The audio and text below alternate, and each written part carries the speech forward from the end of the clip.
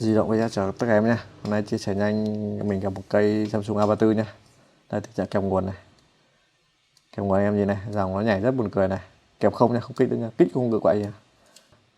Dòng cứ nháy nháy như này nhá. Dòng cứ nháy chỉ có 0.001 đến 0.004 thôi. Vui vui mới lên được 0.01 nhá. Lại kích nguồn không được vậy vẫn thế này, kích không đến như vậy này. Theo kinh nghiệm của mình phỏng đoán thì thông thường bệnh này thường là chạm sau IC nguồn. Đấy, bệnh mấy của chip IC nguồn đời mới bây giờ như vậy nha anh em nhé. Anh em lưu ý nhá. Áp dụng cho cả Xiaomi, Oppo đều có bệnh tình trạng như vậy nhá.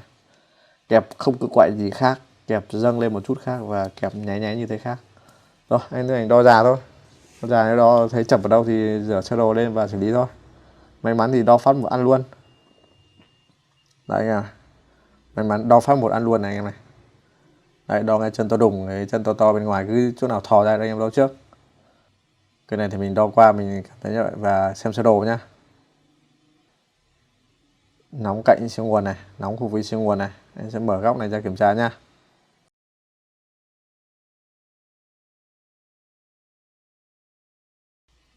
Đấy, cam nhiệt cấp vào đây. Anh em nhìn thấy chân mình đo phát một thấy đo chân là chạm VDD nhá. Theo kinh nghiệm là VDD nhá. Đấy, nóng vào IC sạc này.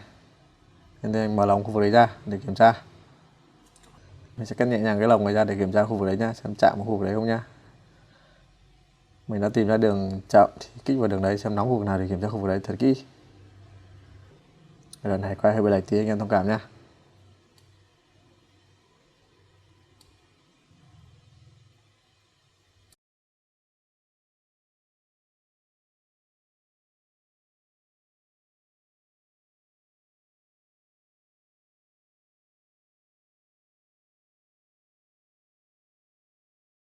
Là đo thì tụ chập anh em nhé.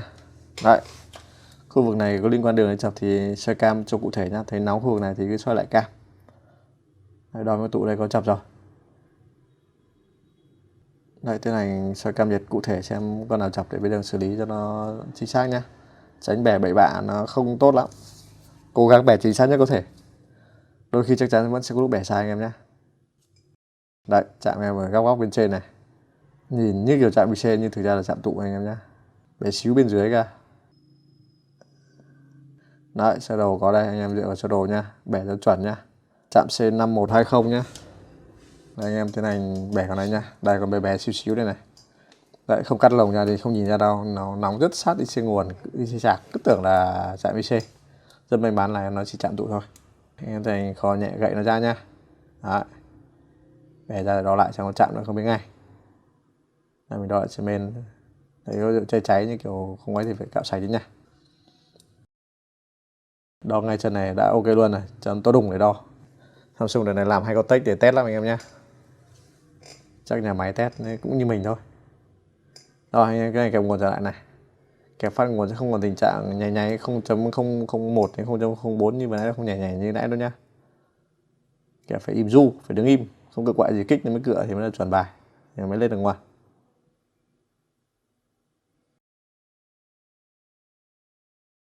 Rồi, không cựa gì luôn nha. Không còn nhảy lộn lên nha. Rồi, kích nguồn này. Đấy, dao động đẹp như này cơ mà. Ok, giáp máy và test kiểm tra ăn tiền.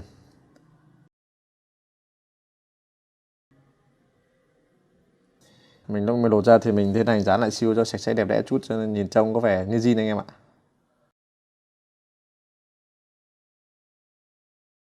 Ok, bây giờ thế này lắp vào giáp test lại xem ổn không.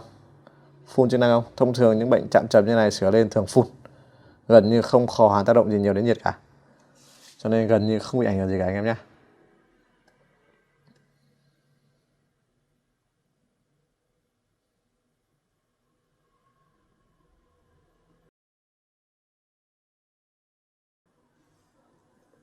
Ok, làm phát lên nguồn ngay anh em ạ. Rồi, giáp đầy đủ lại thế này trả khách thôi.